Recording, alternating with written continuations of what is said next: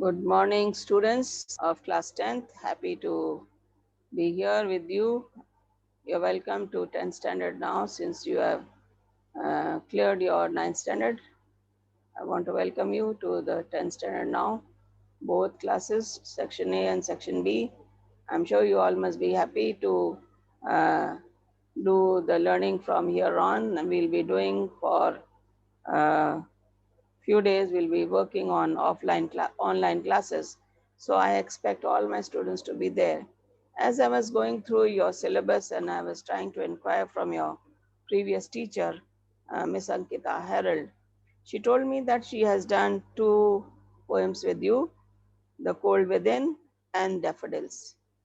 And she also told me that she has done two stories with you, The Old Man at the Bridge and Angel in Disguise. So this is what she has done. And Act 1 to Act 3, Scene 1, she has done in Merchant of Venice. So we will be doing the rest of the syllabus from here on. And I expect all the students to be present for my videos. And if you have any problem, you can just put your question, and I will answer you. So I'll be ready to answer your questions. And I'm sure you're going to enjoy class with me. And I will also be enjoying my classes with you and will be able to clear all your doubts.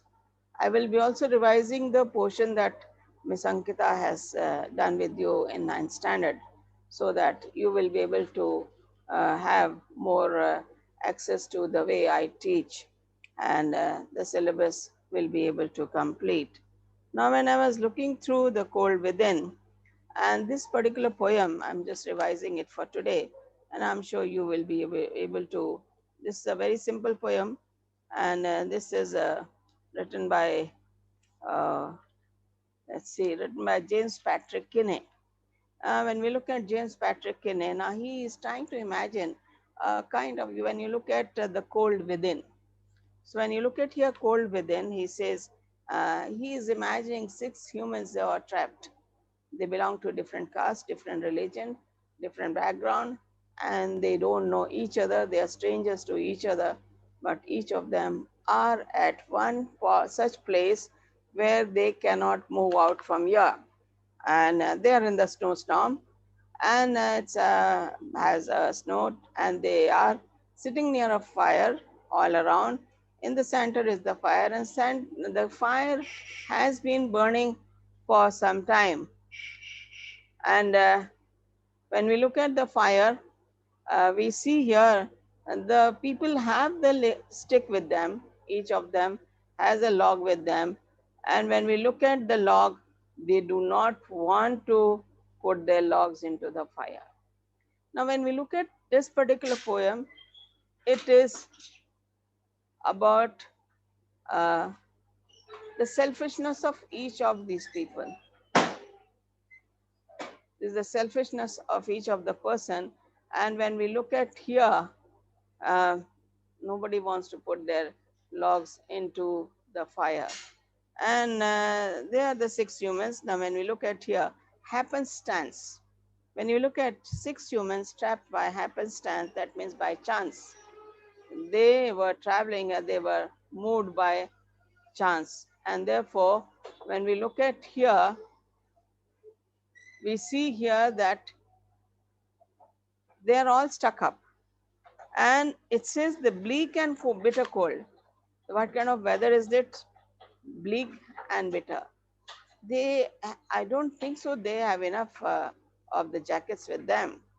Even though they're sitting, they must be having the heavy jackets, but looking at the temperature of the night, and looking at the fire which is dying, about to die, and looking at the kind of situation these people are, they have the log in their hand, but they have the selfishness in them.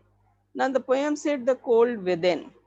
When you look at cold within, outside they are, they look like very good human beings, but inside they are cold within, in the sense that they do not want to help the other person. They only think that if I am going to help this person by putting my log into the fire, this is going to be Why should I help the person? And they forget that if by putting their log in the fire, they will be helping themselves and they will save themselves. Not only the other person, they will save themselves. But here we notice they don't want to save themselves also and the other person also. And therefore, they think only about the other person and not about themselves. If they were thinking about themselves, each one of them had put the log into the fire and they would have been dying by the morning. So we see here it says each one possessed a stick of wood, or so the story told. This is how the story is. This is a very simple poem. As I read through the poem, the picture just comes, flashes just before my eyes. And it just I can imagine, the people sitting all around the fire and they're very close to the fire and they are holding very tight the log they have with them and each time they're looking at each other. He is supposed to be putting his log. The other person says, oh, the third person should be putting his log. The third one says, the fourth one should put. Why should I put? Let him put first, then I will put. No, each one says, they will put, then I will put. They will put, and then I will put. Looking into this kind of setup, they are not able to help themselves, and either they are not able to help think about the others. Therefore, the title says the cold within. They are cold from inside even though they're sitting near the fire. They're dying fire in need of logs. Okay, which needs logs? The fire needs a log. And if you want to keep the fire going, you have to put the wood there. But the first one held hers back. Hers back refers to the woman.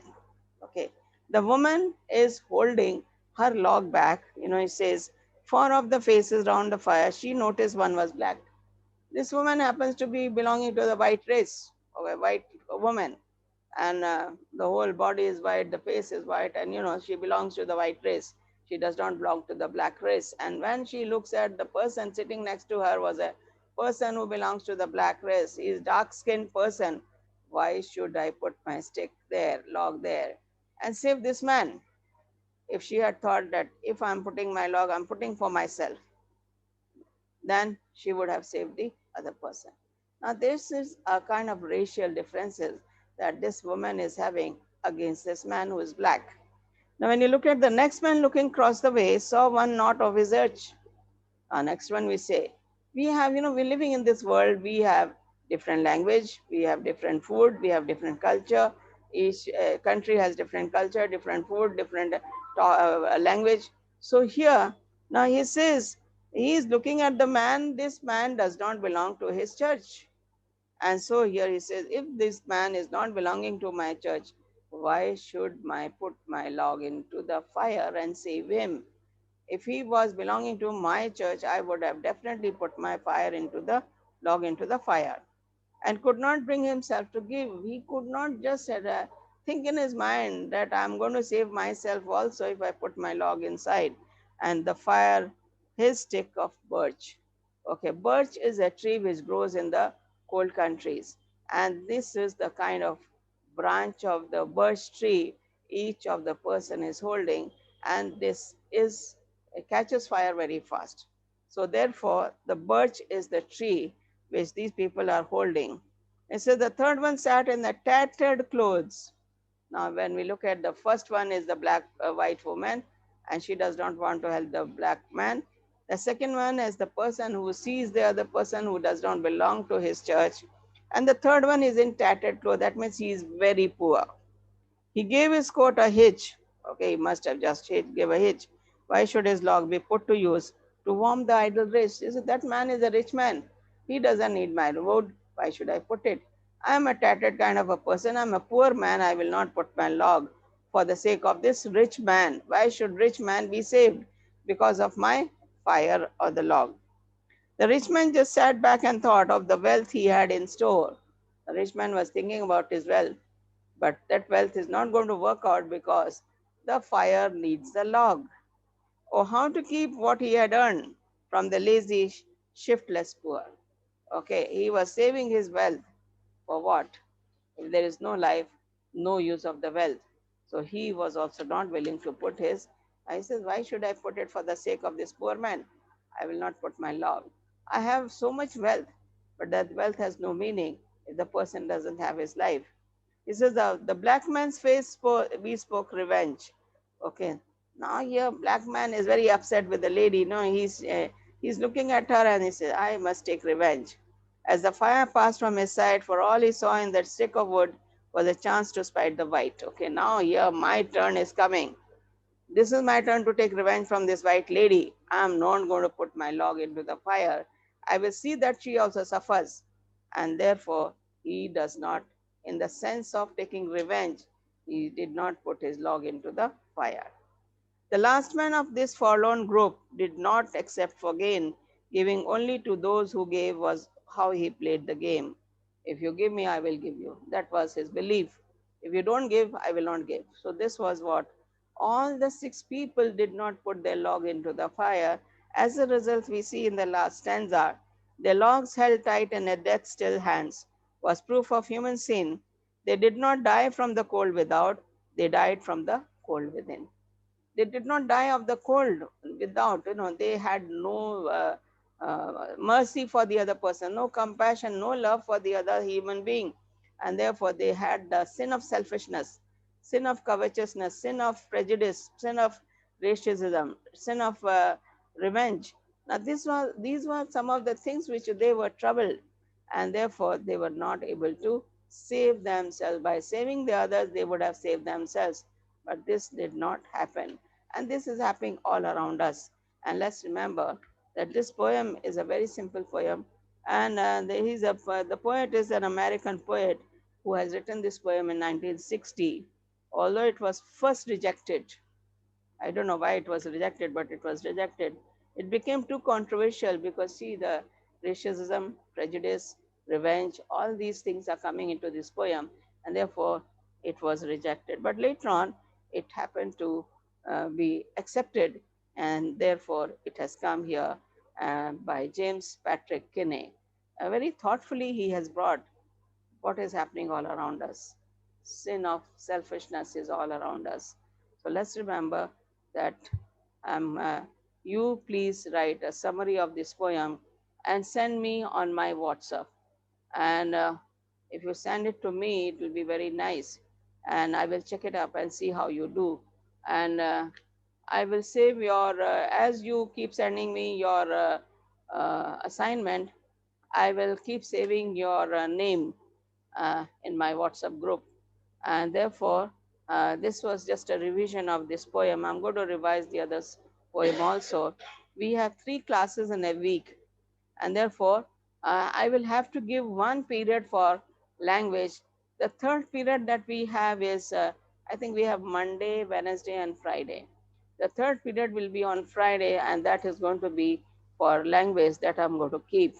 The first 2 periods will be, first Monday I'm going to use only Merchant of Venice, and second period I will use 1 week poetry, 1 week stories. This is how I'm going to do with you, and I'm sure you will keep this in mind. Monday we will have Merchant of Venice, Tuesday we will have 1 week poem, the next week will be story, and Friday we are going to have our language class. So remember, we have 3 classes and we are going to deal with it. And if you don't understand anything, you can ask me anytime.